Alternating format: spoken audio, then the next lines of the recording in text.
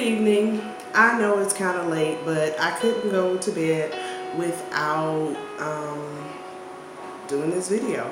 So here we go. My name is by birth Maquia, but I go by my brand name of Miss Me or Mimi.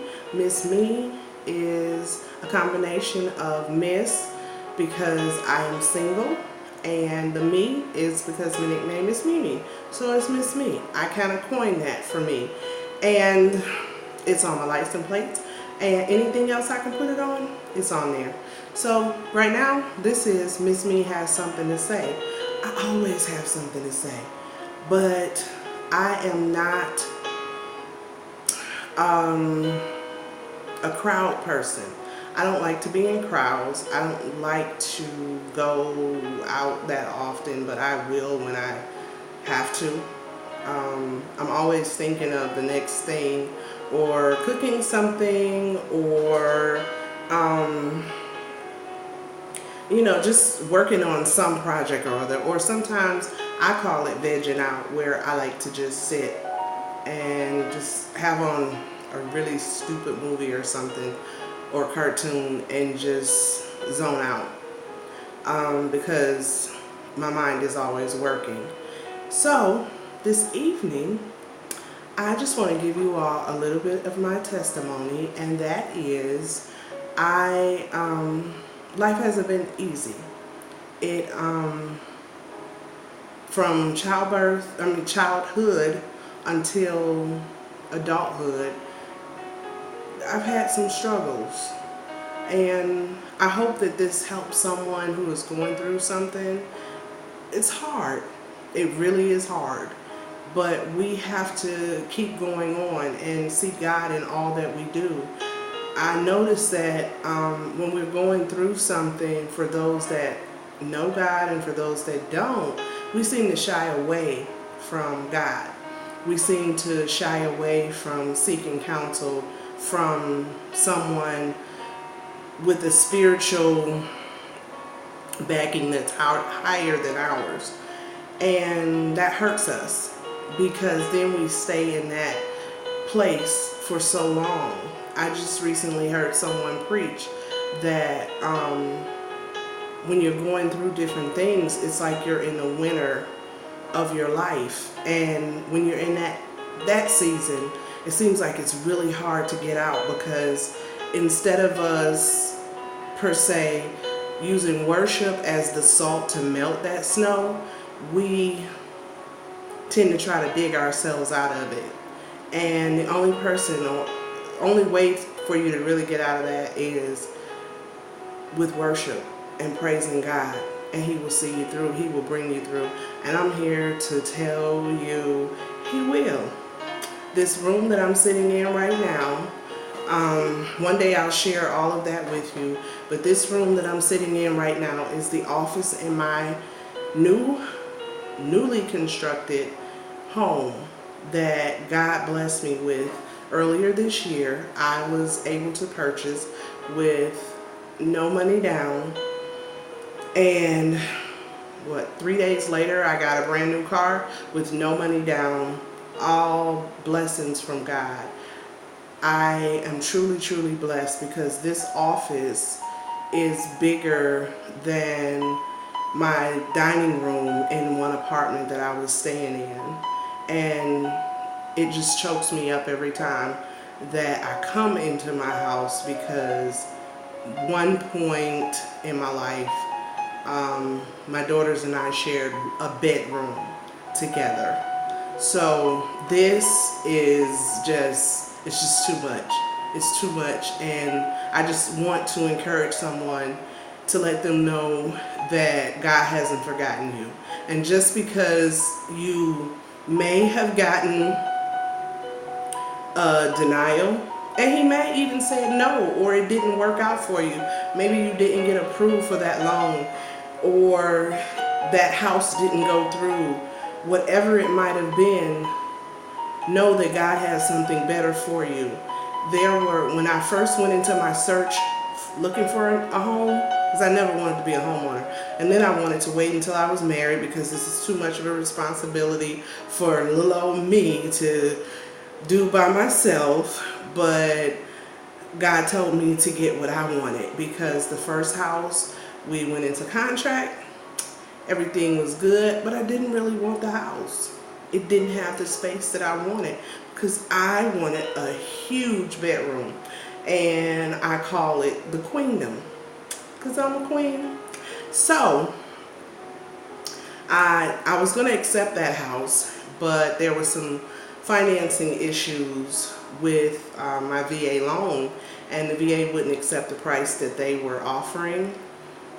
And so the VA said either they lower the price or we have to cancel the deal. That's what happened. So I had prayed about it. One of my affirmations that year was that I would sign my contract for my home by November 1st. Well, I was supposed to close on that other house October 30th. So a little bewildered, you know, I'm like, okay, God, what is going on? We're right here at the finish line. And it didn't happen. It was like the rug was pulled from under me. But I said, okay, God, you got something better for me. So I let it go, and I'm driving down the road, and God said to me, get what you want. And so I called my realtor and I said, I want a new home. I want to pick everything that's in there. And she asked if I was sure. I said yes, and we went and signed the paperwork to start my new construction on October 31st, 2018. That was before November 1st. God equipped me with the earnest money that you need down. I had that available and a little bit more, and everything seemed to flow as it should. Moved into my house. I'm here. And the night that I did the closing, I just was fumbling around with my Navy Federal app and did a car loan, and boom, it said you're pre-approved. I went in a couple days later, picked up the check, went to the dealership, pointed out what I wanted, and I drove out with it. So that is the awesomeness of God. I mean, I have been through struggles. I'm sure you all can see the scar that's on my chest that goes from here all the way down past my rib cage, I guess down my diaphragm. I had a birth defect of my heart that was not found until I was 43 years old. And it affected my life, most of my life, but no one ever knew. There was no way to find this without this one doctor. I cannot remember his name. I know it starts with a K. And he worked at Mercy Hospital in Livonia, Michigan. I went in with a panic attack, and he said, let me do one more test. So he decided to do catheterization. And as soon as he went into my vein, he found it. So I had to have surgery. In Michigan, they were saying that it was a rare condition, but when I came to Columbia, they said we do 19, 20 of them a day. So God sent me to Columbia for that reason, and had the surgery. I should have been in the hospital for about 2 months. I got out in 6 days. I have the heart now of my cardiologist tells me I have the heart of like a 20-year-old now. Everything is functioning as it should. No blockages. Everything is good. The only thing is, it's my fault. The things that are going on is my fault because I refused. Well, I had refused in the past. I was just being lazy of not working out, not really pushing forward to lose the weight. So now I am. That is my new quest starting tomorrow. So I will keep you updated with that. But I don't want to bore you anymore. Here is the poem that I am going to share with you this evening. And the title is The Me You Don't See. The me you don't see is a little girl trapped because she is not the me that she wants to be. Due to trying to be the me that the world expects her to be.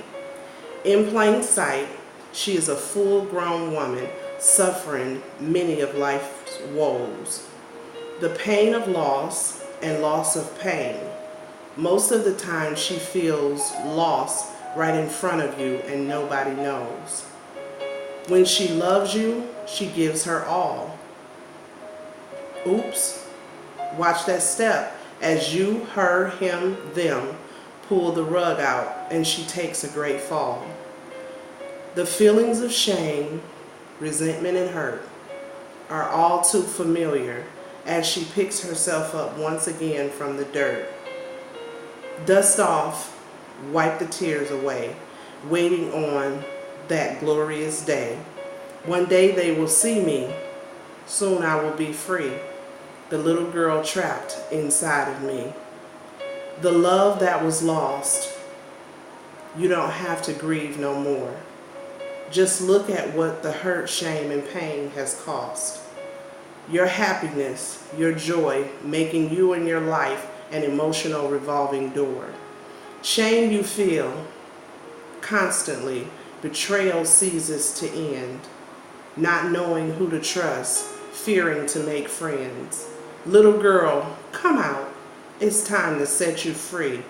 I no longer have to carry this weight because Jesus died for you and me. God has made me whole, redeemed my life and soul. A mature woman emerges and stands up proud, with a smile on her face, so happy to have made it through all life's curves. She screams out loud. It was God's grace who opened the eyes, heart, and mind of the little girl inside of me. I can finally be who I have been called to be. The little girl is all grown up, not as easily scared as before, lives in the moment that she was designed for. The me you don't see.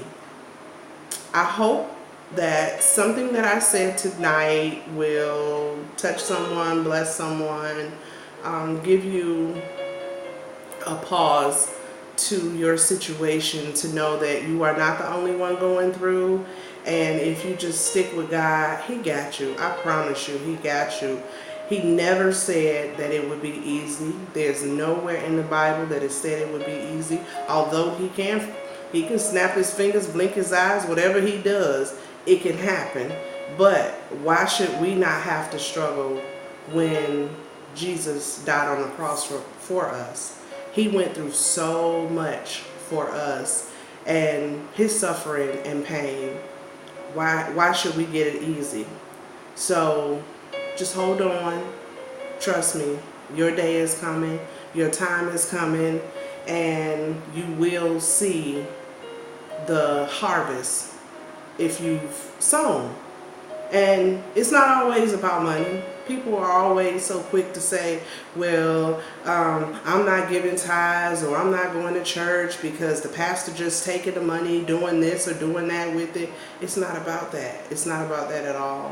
When you tithe or you give your offering, when you release that and you be obedient to what the Word of God says or to what God has told you to give, God honors that and He blesses you. It doesn't matter what that pastor, bishop, whoever does with that money. As long as you were obedient to what the Word of God says, God got you. Don't care about what they got. Don't care about what they driving. Don't care about the house they living in, the trips or whatever they doing, because yours is coming in the end. Just be obedient to what God tells you to do. And trust me, He got you. Have a good night. Miss Me has something to say. We'll be back with another poem and more inspirational words. Have a good evening.